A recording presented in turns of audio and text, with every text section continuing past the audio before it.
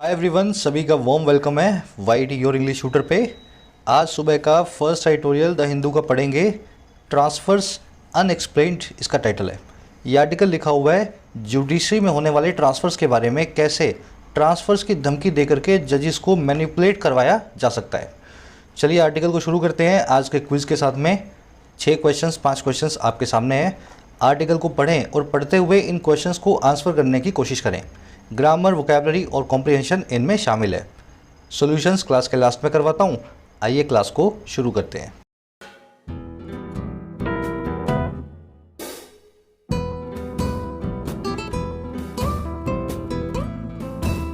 चलिए, कह रहा है जी ट्रांसफर्स अनएक्सप्लेन्ड।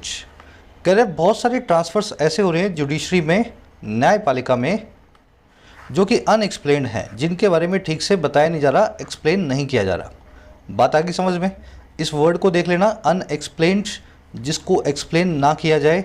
इसी से बहुत सारे वन वर्ड्स बनते हैं। जैसे कि पहला वन वर्ड है something that can not be explained. देखो ये तो है अनएक्सप्लेन्ड, जिसको एक्सप्लेन नहीं किया गया। मैं ये पूछ रहा हूँ आपसे, एक ऐसी चीज़ जिसको एक्सप्लेन किया ही नहीं जा सकता। फिर एक ऐसी चीज़ that can not be denied, जिसको मना नहीं किया जा सकता। फिर एक ऐसी चीज़ जिसको रिवर्स नहीं किया जा सकता, और लास्ट में एक ऐसी चीज़ जिसको डिलीट नहीं किया जा सकता। तो 4 वन वर्ड्स हैं अपने पास, चारों आपको दिमाग में बैठाने हैं। चलिए एक एक करके लिख रहा हूँ मैं, जो आते हो आपको बताना जरूर से कमेंट्स में। पहला है जी something that can not be explained. इसके लिए हमारे पास वन वर्ड है इनएक्सप्लिकेबल। याद करना पड़ेगा ये, इनएक्सप्लिकेबल, जो एक्सप्लेन ना किया जा सके। दूसरी something that can not be denied, ऐसी चीज़ जिसको डिनाई ना किया जा सके। आपसे कोई कह दे भाई सूरज तो पूर्व में उगता है, अब इस चीज़ को डिनाई नहीं किया जा सकता है ना, तो इसके लिए हम बोलेंगे अनडिनाएबल। अनडिनाएबल। एक और अच्छा वन वर्ड है इसी के लिए, थोड़ा सा एडवांस्ड है, लिख देता हूँ यहीं पे, इनकॉन्ट्रोवर्टिबल। ये थोड़ा सा एडवांस वर्ड है, जिसके साथ में कोई कंट्रोवर्सी ना हो, जिसको डिनाई ना किया जा सके, इनकॉन्ट्रोवर्टिबल। फिर उसी के बाद में उसी तरीके से जिसको वापस रिवर्स ना किया जा सके, जो हो गया सो हो गया, तो इसके लिए बहुत अच्छा वन वर्ड है हमारे पास अनरिवोकेबल। वैसे इसका सही फॉर्म होता है इरिवोकेबल, ठीक है, इरिवोकेबल। जैसे दूध का आपने दही बना दिया, तो अब दही से दूध नहीं बनेगा, this process can not be reversed, आप बोल सकते हैं इट इज़ इरिवोकेबल। और लास्ट में something which can not be deleted, जिसको हटाया ना जा सके, तो इसके लिए अपने पास बहुत अच्छा वर्ड है इंडेलेबल। इंडेलेबल, जो इलेक्शन के बाद में आपके नाखून पे जो स्याही लगाई जाती है, ऑलमोस्ट इंडेलेबल होती है कई दिनों के लिए, कई दिनों तक वो डिलीट नहीं की जा सकती। तो चारों वन वर्ड दिमाग में बिठा लेना, आज के क्विज में आपसे पूछेंगे। अब आ जाओ इसके टाइटल पैराग्राफ पे, देखें क्या कहना चाह रहा है। कह रहा है जी time may have come for a complete review of provisions for transfer of high court जजेस। कह रहा है हो सकता है वक्त आ चुका हो, टाइम मे हैव कम, और किसके लिए? एक पूरे तरीके से रिव्यू के लिए। रिव्यू का मतलब होता है किसी चीज़ को फिर से व्यू करना, फिर से विचार करना। और किस चीज़ पे विचार होगा भाई? सभी प्रोविजंस पे होगा, सभी नियमों पे होगा, जो है ट्रांसफ़र की हाई कोर्ट के जजेस की। तो हाई कोर्ट के जजेस का ट्रांसफ़र बहुत ही अनएक्सप्लेन्ड तरीके से होता है। देख करके लगता है कि जजेस के ऊपर दबाव बनाया जा रहा है। तो वक्त आ चुका है कि ट्रांसफ़र से जुड़े हुए सारे नियम कायदे पूरे रिव्यू हों, उनका फिर से जो है जायज़ा लिया जाए। चलिए टाइम की वर्ब है मे हैव कम, मॉडल प्लस में है प्लस में वर्ब की थर्ड फॉर्म। ये स्ट्रक्चर आप देखते हो बार बार, बहुत यूज़ होती है। अब जल्दी से काम करते हैं। ये जो आपने वन वर्ड्स देखे ना, ऐसे बहुत सारे वर्ड्स इस आर्टिकल में आएंगे बार बार। सारे वर्ड्स मैं आपको एक साथ दिखा देता हूँ ताकि आर्टिकल आप स्मूथली पढ़ सकें। उसी के साथ में टेक्स्ट बुक पास पे अभी चल रही है बहुत ही अच्छी वाली सेल। 270 रुपये में 12 महीने की जगह 18 महीने का पास आपको दिया जा रहा है, 1.5 गुना वैलिडिटी के साथ में। देखो अभी क्या है, एग्ज़ाम्स हो रहे हैं आपके। अभी जब एग्ज़ाम्स फिर से रिलीज़ होंगे, फिर से लॉन्च होंगे, एग्ज़ाम्स के नोटिफिकेशन आएंगे, तब यही पास 270 वाला ये 400 का कर देते हैं, है ना। तो ये ऑफ सीजन वाली सेल्स हैं, इनका फ़ायदा ले सकते हो। वैलिडिटी भी एक्स्ट्रा मिल जाती है और प्राइस भी एक्स्ट्रा मिल जाता है। 1.5 साल की वैलिडिटी आपको मिल रही है।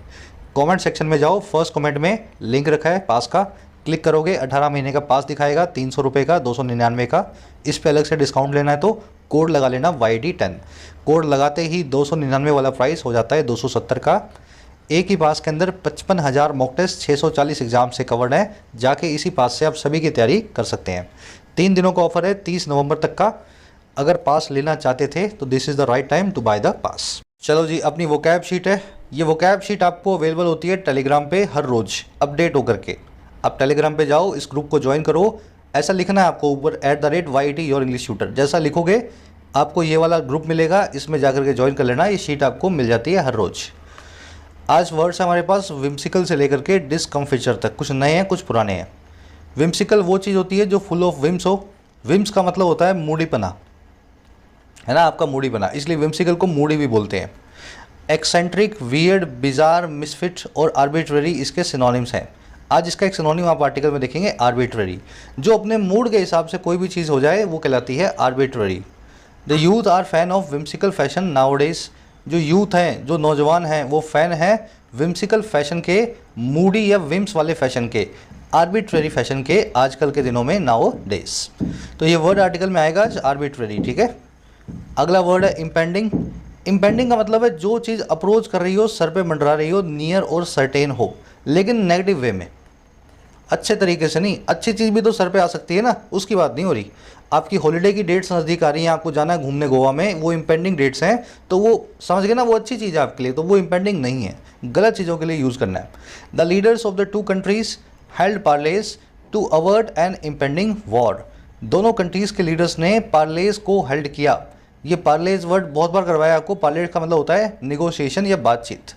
दोनों कंट्रीज़ के लीडर्स ने बातचीत को हेल्ड किया, ऑर्गेनाइज किया, ताकि रोका जा सके, अवॉइड किया जा सके, बचा जा सके एक ऐसी वॉर से जो इम्पेंडिंग है, जो दोनों के सर पे मंडरा रही है।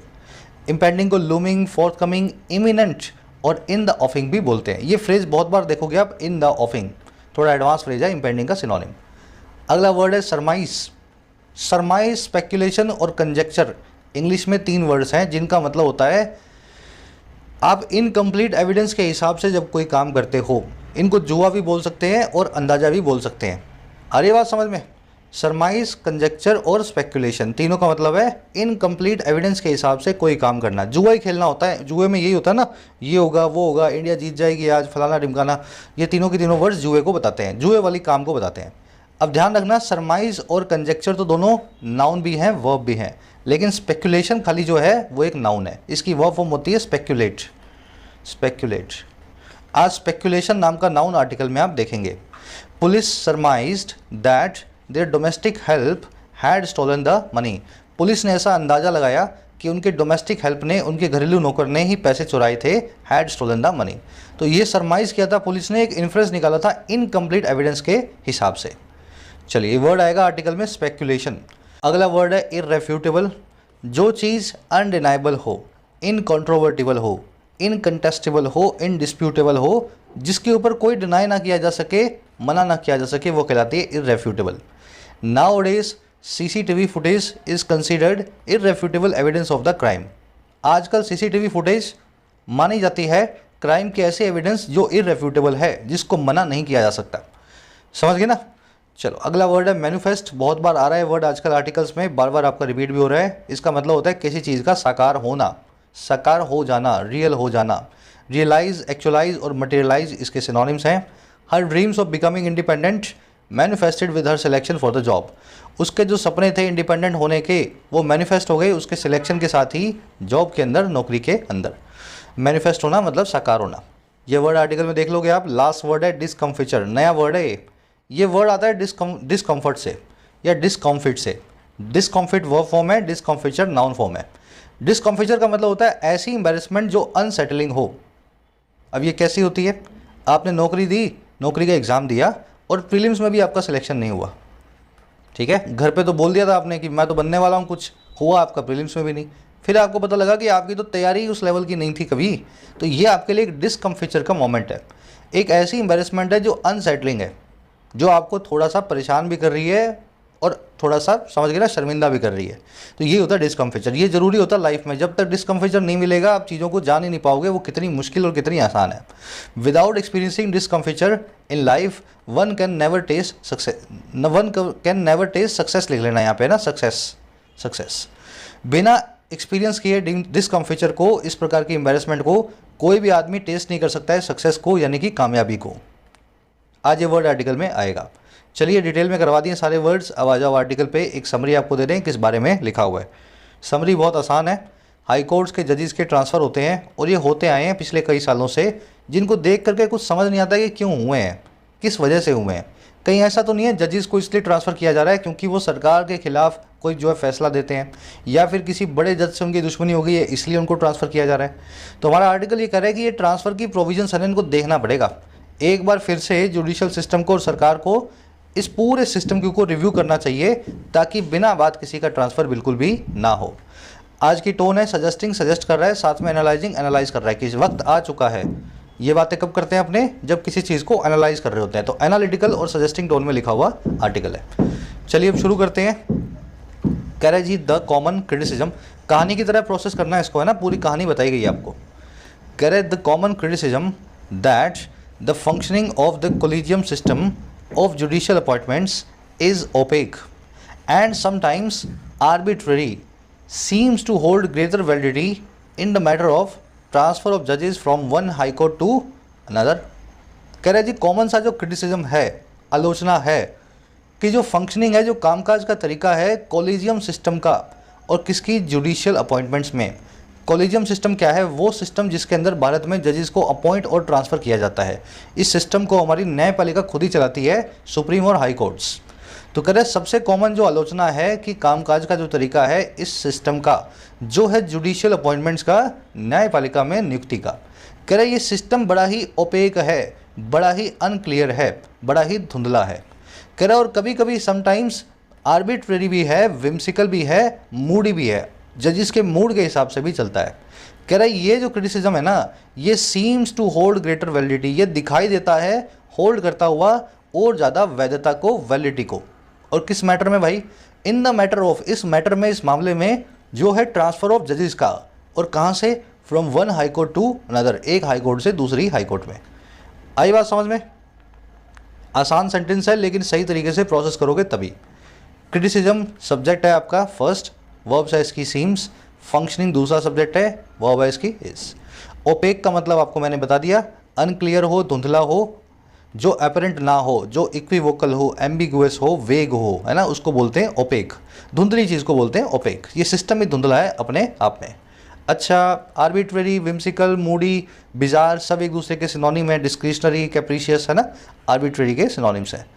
चलिए आगे बढ़ते हैं नेक्स्ट सेंटेंस की तरफ। अब ये क्रिटिसिज्म ऐसा क्यों है ये बताएगा आपको। आगे कह रहा है जी a recent round of transfers among the dozens that have been effected last few years has brought the controversial issue to the fore again.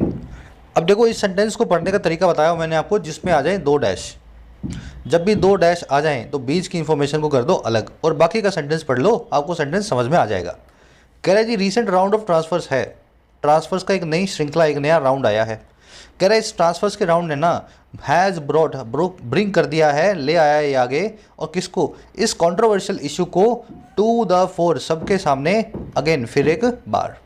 आगे बात समझ में? तो फिर से ट्रांसफ़र हुए हैं, एक नई लिस्ट आई है जिससे ये इशू सबके सामने आ गया है। अब देखने वाली चीज़ें क्या है, बीच वाला ये जो पूरा फ्रेज है इसको आपको ऐड कर देना है। कह रहा है ये जो ट्रांसफ़र का राउंड्स है ना, ये अमंग द डजन्स है, उन दर्जनों में से एक है, कई दर्जनों में से एक है, जिनको इफेक्ट किया गया है, जिनको इम्प्लीमेंट किया गया है। इफेक्ट वर्ब का मतलब होता है किसी चीज़ को इम्प्लीमेंट करना, और कब, पिछले कई सालों में, लास्ट फ्यू ईयर्स में। तो पहली बार नहीं हुआ है ट्रांसफ़र, जो रिसेंट वाला है ना, ये कई दर्जनों में से एक है जो पिछले कई सालों में हो चुका है। अब सेंटेंस की स्ट्रक्चर देखोगे, रिसेंट राउंड की वर्ब है हैज़ ब्रॉट, डजन्स के लिए दैट आया है, दैट की वर्ब है हैव बिन इफेक्टेड। क्योंकि डजन्स प्लूरल है इसलिए दैट की वर्ब भी हैव से प्लूरल बनाई गई है। अगर डजन लिखा होता तो यहाँ पे हैव की जगह पे हैज़ लिखा होता, है ना। इफेक्ट करना मतलब किसी चीज़ को इम्प्लीमेंट करना, किसी चीज़ को अमल में लाना। एक होती है वर्ब अफेक्ट, उसका मतलब होता है प्रभावित करना।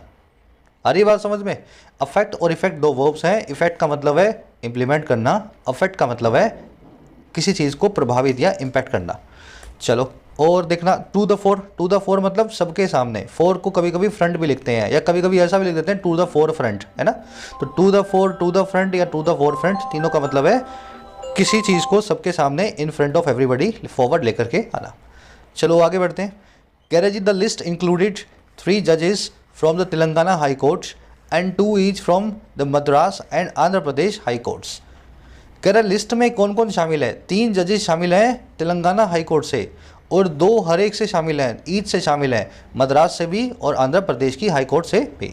लिस्ट की वर्ब है इंक्लूडेड। कह रहा है जी conspicuously absent was the name of Justice Nikhil S Kariel, a Gujarat high court जज whose proposed transfer was strongly opposed by the bar in the state। अब कह रहे हैं इसमें परेशानी क्या है, चलो हुए होंगे ट्रांसफर इनके। कह रहे हैं जी कॉन्स्पिक्यूअसली अगर देखा जाए, कॉन्स्पिक्यूअसली मतलब नोटेबली, नोटिसिएबली, एपरेंटली, जाहिर तौर पे, ऐसी चीज़ जिसको आपको नोटिस करना ही पड़ेगा। कह रहा है ऐसे नज़रअंदाज ना किए जा सकने वाले तौर पे कॉन्स्पिक्यूअसली एब्सेंट था, नामौजूद था। और कौन था भाई? नाम नामौजूद था, नेम नामौजूद था जस्टिस निखिल एस केरियल का, जो एक गुजरात हाई कोर्ट के जज भी हैं। और कह रहे जिनका प्रपोज्ड ट्रांसफ़र जो है, प्रपोज्ड का मतलब है जो सबके सामने रखा गया हो ट्रांसफ़र, आप जानते हैं, जिनका ट्रांसफ़र का जो प्रपोजल है स्ट्रांगली अपोज किया गया था बार के द्वारा, वकीलों के द्वारा, दैट स्टेट में यानी गुजरात स्टेट में।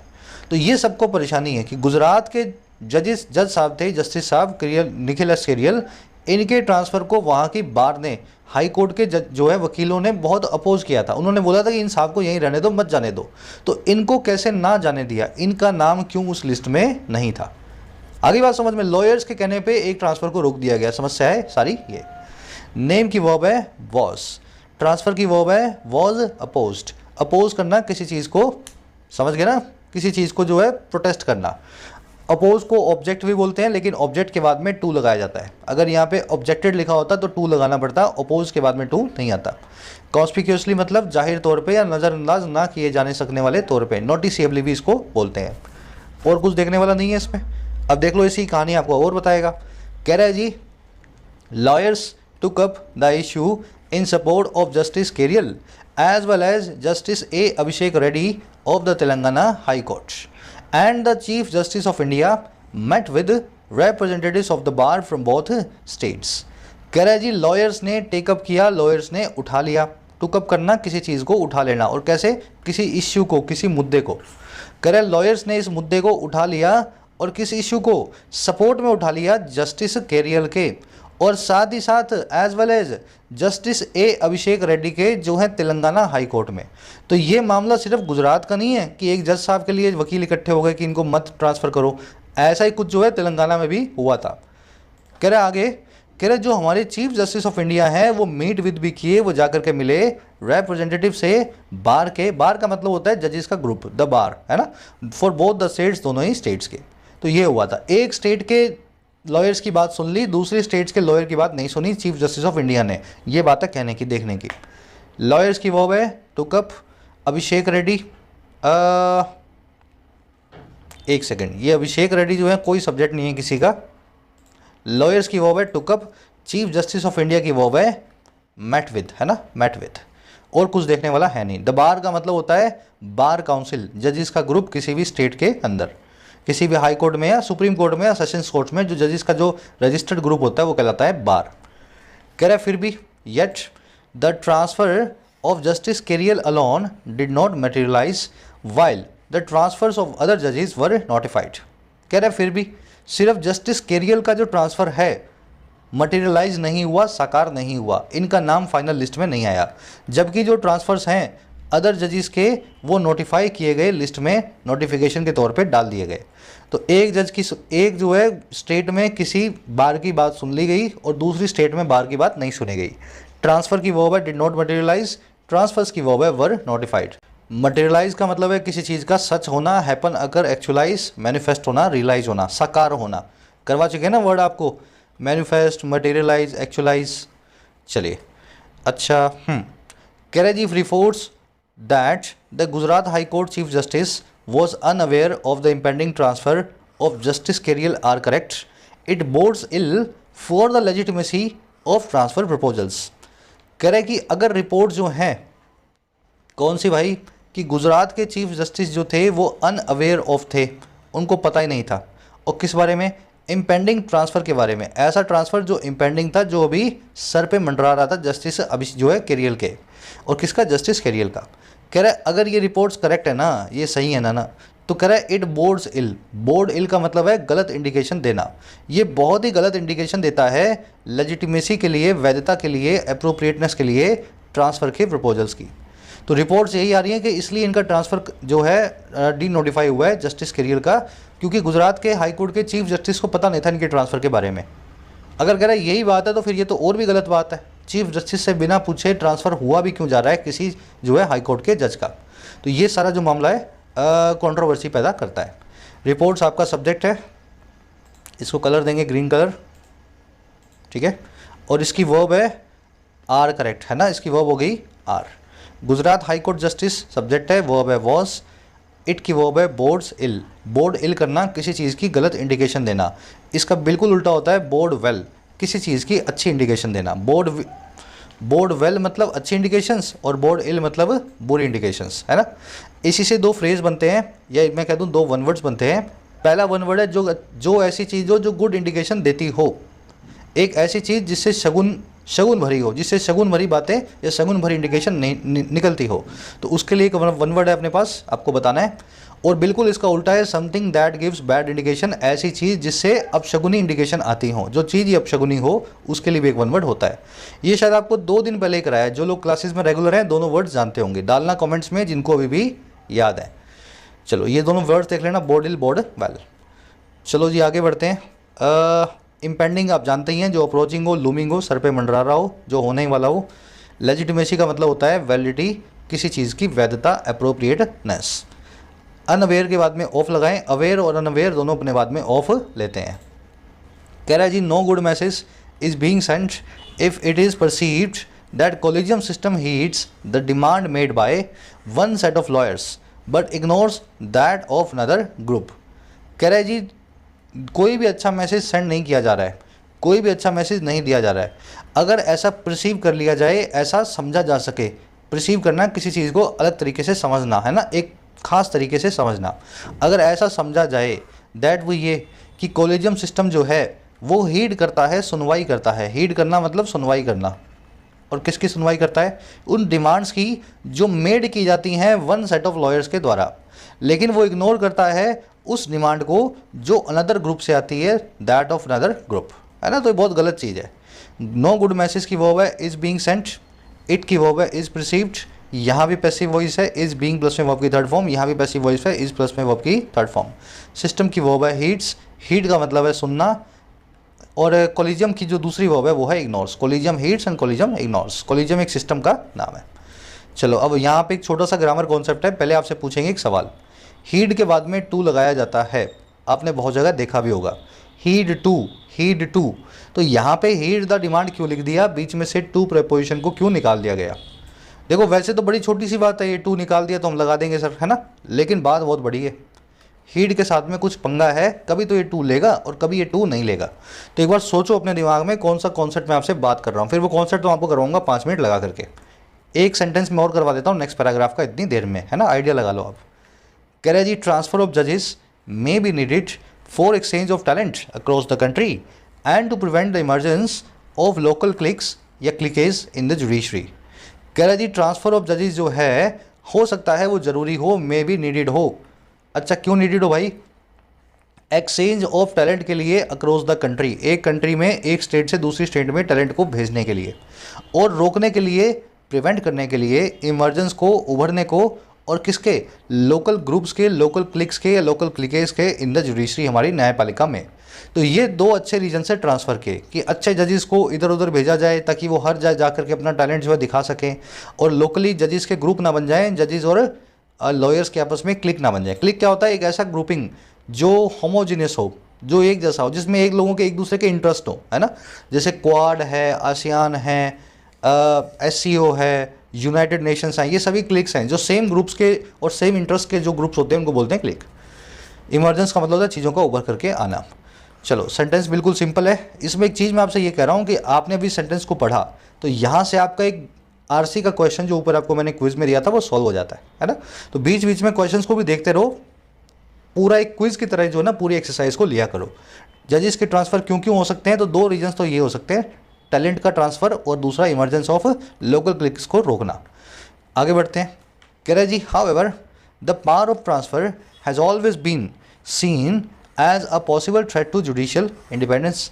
कह रहे हालांकि जो पावर ऑफ ट्रांसफ़र है, ट्रांसफ़र करने की जो ताकत है उसको हमेशा से ही रही है, हैज़ ऑलवेज बीन सीन, वो देखी गई है हमेशा से। और कैसे? एक पॉसिबल थ्रेट के तौर पे, एक संभावित चुनौती के तौर पे, धमकी के तौर पे, जो है जुडिशियल इंडिपेंडेंस को, न्यायपालिका की फ्रीडम को, इंडिपेंडेंस को।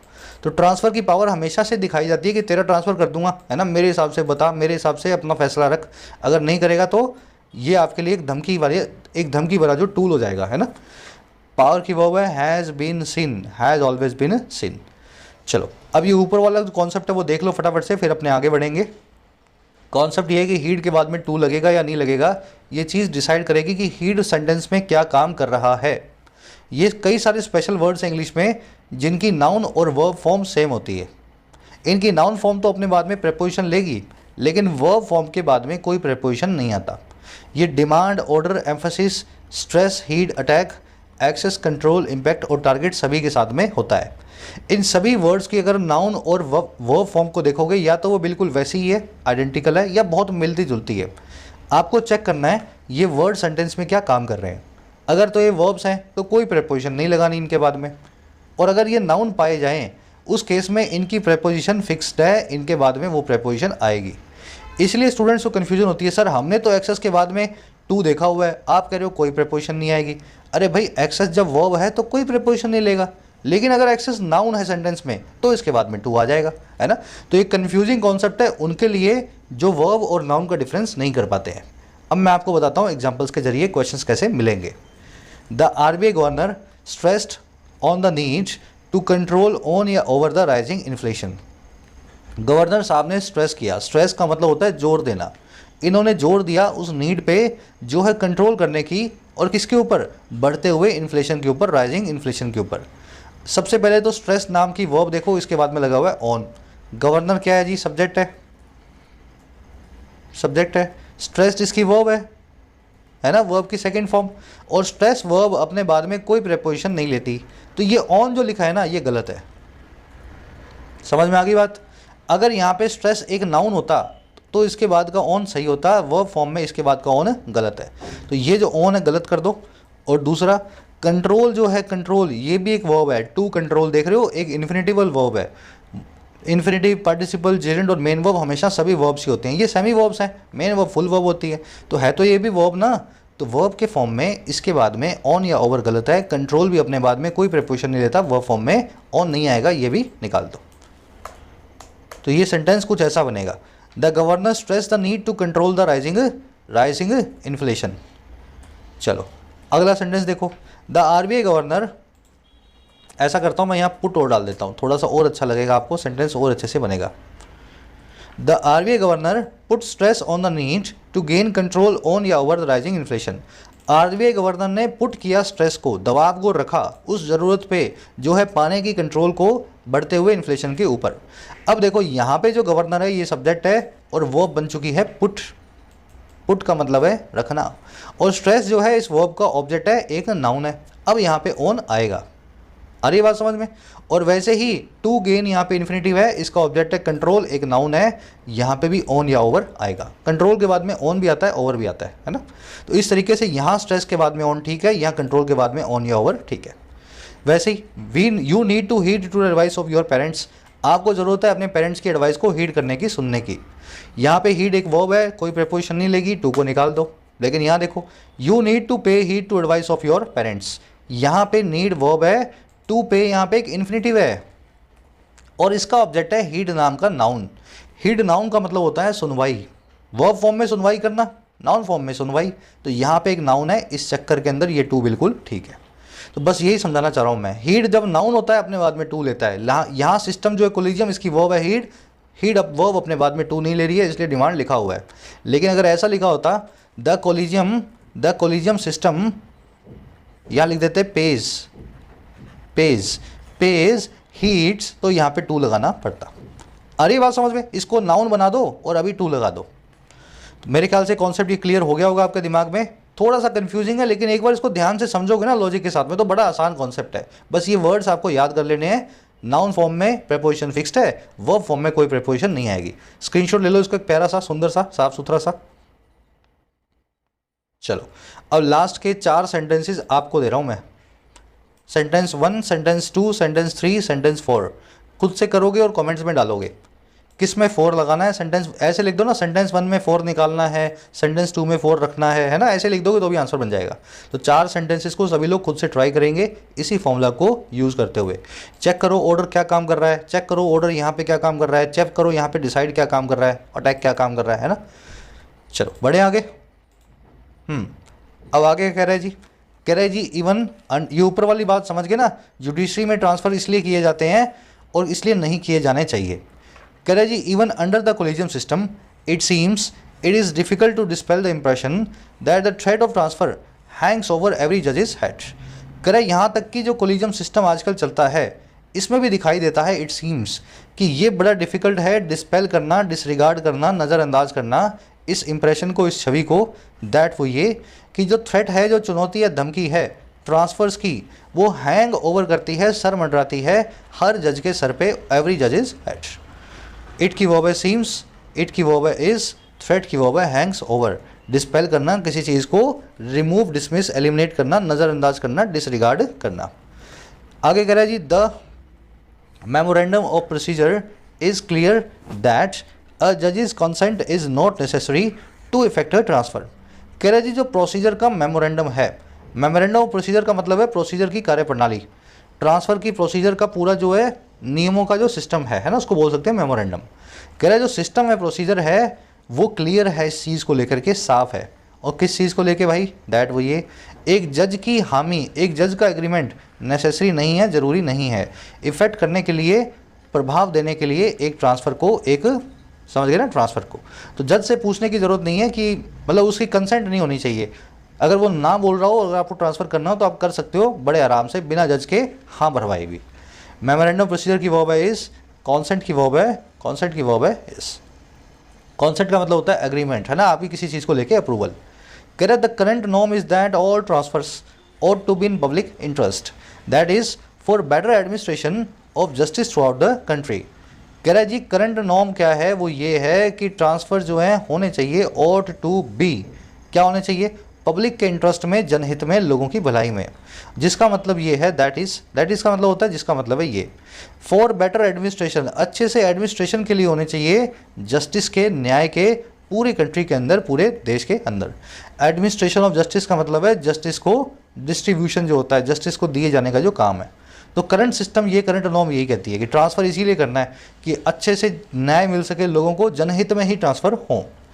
नॉर्म की वर्ब है इज़, ट्रांसफर्स की वर्ब है ought to be, ought to be, that की वर्ब है इज़। एडमिनिस्ट्रेशन ऑफ जस्टिस मतलब न्याय को सब तरफ दिया जाना, सब चीज, न्याय को सबको जो है समझ गए ना, वक्त पे न्याय मिलना सभी लोगों को। कह रहा it also says the personal factors of जजेस या जज including his preference of places should invariably B taken into account. कह रहा है ये भी कहता है current system, it also says कि जो पर्सनल फैक्टर्स हैं, जो निजी जो हैं कारक हैं, फैक्टर्स आप समझते हैं रीजन्स या कारक, पर्सनल मतलब निजी, कि जो निजी कारक हैं किसी भी जज के, जिसमें शामिल है उसकी प्रेफरेंस ऑफ प्लेसेस की, किन जगहों पे वो प्रेफर करता है जाना, उसका चुनाव जो है जगहों का। कह रहा है उन सभी को इनवेरिएबली टेक इनटू अकाउंट किया जाना चाहिए, पैसिव वॉइस लगा के, बिना किसी वेरिएशन के, बिना किसी भेदभाव के, उसको नज़रअंदाज नहीं करना चाहिए, टेक इनटू अकाउंट करना चाहिए। टेक इनटू अकाउंट करना, किसी चीज़ को मान लेना, अपनी कैलकुलेशन में ले लेना। तो जज से पूछ भी लो, अगर वो चाहता है कहीं जाना और वहाँ जाने से जनहित में जाया भी जा सकता है, तो उसको वहीं भेजो जहाँ पे वो जाना चाहता है। इट की वर्ब है सेज, पर्सन फैक्टर्स की वर्ब है should be taken into account. पूरा पैसिव वॉइस में बना हुआ है, बी प्लस में वर्ब की third form, be taken into account. Take into account एक फ्रेज होता है, किसी चीज़ को अपनी कैलकुलेशन में लेना, कंसीडर कर लेना। इनवेरिएबली का मतलब होता है बिना वेरिएशन के, रेगुलरली ये काम होना ही चाहिए। ऐसा नहीं है एक जज से पूछ लिया, दूसरे से नहीं पूछा, हर बार जज से पहले पूछ ही लो एक बार कि भाई तेरा ट्रांसफ़र करना है, जनहित में किया जाना चाहिए आपका ट्रांसफ़र, आप बताओ कहाँ पे जाना चाहते हो, है ना। कह रहे no one knows if these requirements are fulfilled in each case. कह रहे कोई नहीं जानता है, नो वन नोज, कि ये रिक्वायरमेंट्स फुलफिल की जाती हैं या नहीं की जाती हर एक केस के अंदर। नो वन की वर्ब है नोज, रिक्वायरमेंट्स की वर्ब है आर फुलफिल्ड, पैसिव वॉइस में। कह रहे वाई अ प्यूनी जज should be shifted to another state without being made a chief justice is seldom explained. कह रहे क्यों एक जूनियर जज को, प्यूनी का मतलब होता है जूनियर, एन ऑर्डिनरी और लोअर रैंक ऑफिसर, कह रहे क्यों एक छोटे जज को, एक जूनियर जज को शिफ्ट किया जाना चाहिए, शुड बी शिफ्टेड दूसरी एक स्टेट में बिना बनाए एक चीफ जस्टिस। कह रहे ये बात जो है ना सेल्डम ही एक्सप्लेन होती है, ना के बराबर ही इसकी एक्सप्लेनेशन आपको मिलेगी। सेल्डम का मतलब होता है रेयरली या बेयरली, ना के बराबर। तो छोटे जज को दूसरी स्टेट में क्यों भेज रहे हो, या तो प्रमोट करके भेजो, चीफ जस्टिस बना के भेजो, और फिर यहाँ अगर मतलब भेज रहे हो तो क्या रीज़न है अगर चीफ जस्टिस आपने नहीं बनाया तो। प्यूनिक मतलब छोटा समझ के ना, लोअर इन रैंक्स, जज की वर्ब है शुड बी शिफ्टेड। ये जो पूरा फ्रेज है इनफैक्ट क्लोज है ना, वाई अ जज शुड बी शिफ्टेड, इस पूरे क्लोज की वर्ब है इज एक्सप्लेन्ड। कह रहे ये जो पूरी बात है ना, ये जो पूरी बात है ये ना के बराबर ही एक्सप्लेन की जा सकती है। तो पूरी बात के लिए एक वर्ब चाहिए थी हमें, इस पूरी बात की वर्ब है इज एक्सप्लेन्ड। सेल्डम आप देख चुके हो। कह रहे जी usually it sets off speculation that the reasons are either allegations against the जज और the discomfiture that his judicial orders are causing to the government. कह रहा है अक्सर ये सेट ऑफ करता है स्पेकुलेशन को। सेट ऑफ करने का मतलब होता है स्टार्ट कर देना, शुरू कर देना। स्पेकुलेशन आप जान गए हैं, अंदाजे का खेल है ना, कंजेक्चर, स्पेकुलेशन। तो कह रहे जनरली एक अंदाजे का खेल शुरू हो जाता है स्पेकुलेशन का, दैट वो ये कि रीजन्स जो हैं वो या तो हैं आइदर एलिगेशंस, कोई आरोप इन जज साहब के खिलाफ अगेंस्ट द जज, और या फिर वो एम्बेरसमेंट है जो डिसकम्फिचर है जो उनके जुडिशियल ऑर्डर्स कोज कर रहे हैं वहाँ की गवर्नमेंट को, स्टेट गवर्नमेंट को। तो यही रीजंस होते हैं। ऐसी स्पेकुलेशन लगाई जाती है कि जज साहब के खिलाफ कोई शिकायत है, या फिर जज साहब बड़े ईमानदार हैं, कुछ ऐसे इस टाइप के ऑर्डर्स देते हैं कि सरकार परेशान हो गई है, स्टेट गवर्नमेंट, इसलिए इनका ट्रांसफ़र करवा रही है। तो इट की वर्ब है सेट्स ऑफ, सेट ऑफ करना, किसी गलत चीज़ को शुरू करना। गलत तो नहीं बोल सकते लेकिन बहुत प्लेजेंट ना हो, है ना, अनप्लेजेंट चीज़ हो उसको शुरू करना। स्पेकुलेशन का मतलब है यहाँ पे अंदाजे का खेल, जुआ, कंजेक्चर भी बोल सकते हैं इसको। रीजंस की वर्ब है आर। स्पेकुलेशन देख चुके हो ना, शुरू में आ चुका है यहाँ पे, देखो स्पेकुलेशन, सरमाइज, कंजेक्चर, है ना। रीजंस की वर्ब है आर। डिसकम्फिचर भी आप देख चुके हो, एम्बेरसमेंट, जो आपको अनसेटल करे, जो आपको परेशान करे। जुडिशियल ऑर्डर्स की वर्ब है आर कॉजिंग। कह रहा है जी disclosure of the actual reason may not always be possible. कह रहे हैं हम ये भी मानते हैं कि डिस्क्लोजर जो है, खुलासा जो है एक्चुअल रीज़न का, हो सकता है हर केस में पॉसिबल ना हो, हमेशा पॉसिबल ना हो, हम इस चीज़ को मानते हैं। डिस्क्लोजर की वर्ब है मे नॉट ऑलवेज बी। कह रहे जी however it hardly needs to be stressed that transfer can not be used as a punitive step. कह रहे लेकिन फिर भी हाउ एवर ये बात हार्डली ही नीड करती है, ना के बराबर ही इसको ज़रूरत है स्ट्रेस किए जाने की, जोर दिए जाने की। और कौन सी बात, कि ट्रांसफ़र को यूज़ नहीं किया जा सकता पनिशमेंट देने वाले एक कदम के तौर पे, प्यूनिटिव स्टेप के तौर पे। आ रही बात समझ में? ट्रांसफ़र्स को सज़ा का टूल नहीं बना सकते हो, ट्रांसफ़र तो ट्रांसफ़र्स है। इट की वर्ब है नीड्स, ट्रांसफ़र की वर्ब है can not be used. Punitive आप समझते हैं जो पनिशमेंट से रिलेटेड हो, जिसमें आपको दंड दिया जाए, पनिशमेंट मिले।